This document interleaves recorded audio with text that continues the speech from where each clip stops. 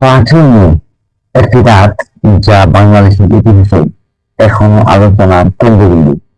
শাপলা চত্বরে কি ঘটেছিলেন সেই রাতে আজ আমরা দেখাবো সেই ঘটনার বিভিন্ন দিক তথ্য তুলে ধরার চেষ্টা করব, বাস্তবতার সাথে আপনার মতামত জানাতে বলবেন। মে মাসের 5 তারিখে রাত্রে, অর্থাৎ 6 তারিখে, সেই দিন কোনো গোলাগুলি বা সেরকম কোনো ঘটনাই ঘটেনি। আপনি দেখেছেন যে গায়ে লাল রং লাগিয়ে পড়ে আছে।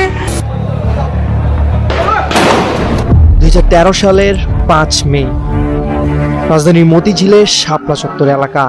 ফজরের নামাজ শেষে জড়ো হওয়া লাখো মানুষের কণ্ঠে ধ্বনিত হচ্ছিল ইসলামের সম্মান রক্ষার দাবি। অন্ধকারে নেমে এলো এক বিভীষিকা। বিদ্যুৎ বিচ্ছিন্ন করে ঘুটঘুটে অন্ধকারে রাষ্ট্রযন্ত্রের বুলডোজার চালালো নিরস্ত্র মানুষের উপর অমানবিক হামলা। টিয়ার শেল, সাউন্ড গ্রেনেড আর গুলির শব্দে কেঁপে উঠল শহর। রক্তের হোলি খেলা শেষে শাপলা চত্বর পরিণত হলো গণকবরে। এই নৃশংসতার মাস্টার মাইন্ড ছিলেন স্বয়ং শেখ হাসিনা, যার নির্দেশে পুলিশ, র্যাব ও বিজিবির যৌথ বাহিনী রাতারাতি মুছে দিতে চাইল হেফাজতের তৌহিদি জনতার অস্তিত্ব। কিন্তু লাশ গুম করা, টিভি চ্যানেল বন্ধ করেও ঢাকতে পারেনি সত্য। আজও সেই রাতের করুণ গল্প বলছে শাপলার মাটি। 2009 সালের ক্ষমতায় এসেই শেখ হাসিনা সরকারের ছত্র ছায়ায় শুরু হয় ইসলাম বিদ্বেষের বিষ বাষ্প ছড়ানো। থাবা বাবা ওরফে রাজীব হায়দার, অভিজিৎ রায় ওরফে আকাশ মালিক নামে ব্লগাররা মহানবী সাল্লাল্লাহু আলাইহি সাল্লামকে নিয়ে পর্নোগ্রাফিক গল্প লিখে কোরআনের আয়াত বিকৃত করে চালায় ধর্মীয় অবমাননার খেলা। সরকারের নিষ্ক্রিয়তায় ক্ষুব্ধ আলেম সমাজ 2010 সালে গঠন করেন হেফাজতে ইসলাম।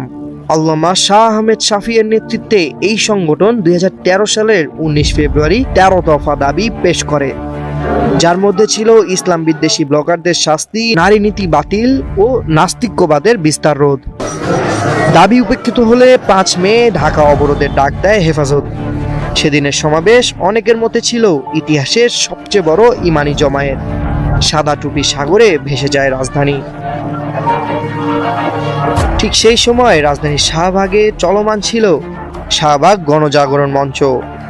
ইসলাম বিদ্বেষী ব্লগারদের এই প্ল্যাটফর্ম কাজ করত যুদ্ধ অপরাধীদের ফাঁসির দাবিতে, কিন্তু এর আড়ালে চলত ইসলামী মূল্যবোধ ধ্বংসের ষড়যন্ত্র। শাহবাগের স্লোগান ফাঁসি চাই যখন রাষ্ট্রীয় পৃষ্ঠপোষকতা পায়, হেফাজতের 13 দফা তখন জনগণের আকাঙ্ক্ষায় পরিণত হয়। 5 মে সকাল থেকেই দেশের প্রত্যন্ত অঞ্চল থেকে ঢাকায় আসতে থাকে সাধারণ মানুষ। পুলিশের ব্যারিকেড ভেঙে শাপলা চত্বর দখল করে নেয় তারা। সন্ধ্যা নাগাদ পুরো এলাকা পরিণত হয় মানব সাগরে। কিন্তু এই শান্তিপূর্ণ জমায়েতকেই হাসিনা সরকার দেখেছিল ক্ষমতার জন্য হুমকি হিসেবে। মহাসমাবেশ ছত্রভঙ্গ করতে সারাদিনই জনতার উপরে হামলা চালায় আইন শৃঙ্খলা বাহিনী সহ আওয়ামী ক্যাডাররা। শাপলা চত্বর, বাইতুল মোকাররম সহ চারপাশের এলাকার রণক্ষেত্রে পরিণত হয়। রাত 1টা বিদ্যুৎ কেটে দেওয়া হলো মতিঝিলে।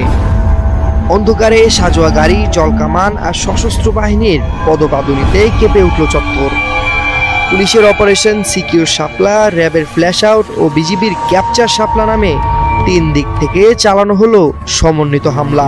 তাদের সঙ্গে আওয়ামী ক্যাডাররাও ছিল সক্রিয়। গুলি, রাবার বুলেট, সাউন্ড গ্রেনেডে ছিন্ন ভিন্ন হতে থাকলো মানুষের দেহ। লাশের উপরে লাশ জমে গেল শাপলায়। আহতদের চিৎকারে ভারী হয়ে উঠল বাতাস। সোনালী ব্যাংক সহ আশেপাশের ভবনে লুকিয়ে থাকা মানুষদের টেনে হিচড়ে বের করে পিটিয়ে অচেতন করা হলো। রক্তে লাল হয়ে গেল রাজপথ। সকাল হতে না হতেই দমকল বাহিনীর পানি দিয়ে ধুয়ে ফেলা হলো রক্তের সব চিহ্ন। আওয়ামী লীগের গুন্ডা বাহিনী লুটপাট করলো বাইতুল মোকাররম মার্কেটের দোকান, পুড়িয়ে দিল কোরআনের কপি। এই হত্যাযজ্ঞের নির্দেশ কে দিয়েছিলেন? স্বীকারোক্তি মিলছে র্যাবের সাবেক ডিজি মোখলেসুর রহমানের কাছেই। তিনি বলেন, প্রধানমন্ত্রীর সরাসরি আদেশেই অভিযান চালানো হয়। নিহতের প্রকৃত সংখ্যা আজও রহস্য। হেফাজতের প্রাথমিক তালিকায় 93 জনের নাম থাকলেও মানবাধিকার সংস্থা অধিকারের রিপোর্টে মৃত 61 জন।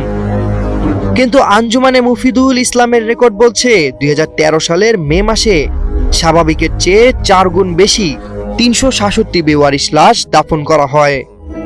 রাতের অন্ধকারে ট্রাক ভরে লাশ ফেলা হয় মাতওয়াইল ও আজিমপুর কবরস্থানে। সত্য গোপন করতে দিগন্ত ও ইসলামী টিভি সম্প্রচার বন্ধ করে দেয় সরকার। সে সময় সাংবাদিক আজাদ মজুমদার, যিনি বর্তমানে প্রধান উপদেষ্টার উপপ্রেস সচিব, ও বিবিসির মার্ক ডামের 2 সপ্তাহ অনুসন্ধানে অন্তত 58 জন নিহতের তথ্য নিশ্চিত করেন, যার মধ্যে 7 জন ছিলেন নিরাপত্তা বাহিনীর সদস্য। শাপলার রক্তাক্ত ফুটেজ যেন পৃথিবীর চোখে না পড়ে, তাই সাংবাদিকদের গুম করে পেটানো হয়, ক্যামেরা ভাঙা হয়, বন্ধ করে দেওয়া হয় দিগন্ত ও ইসলামিক টেলিভিশন। সেই সময় শেখ হাসিনা সংসদে উপহাস করে বলেছিলেন, হেফাজতিরা লাল রং মেখে নাটক করেছিল।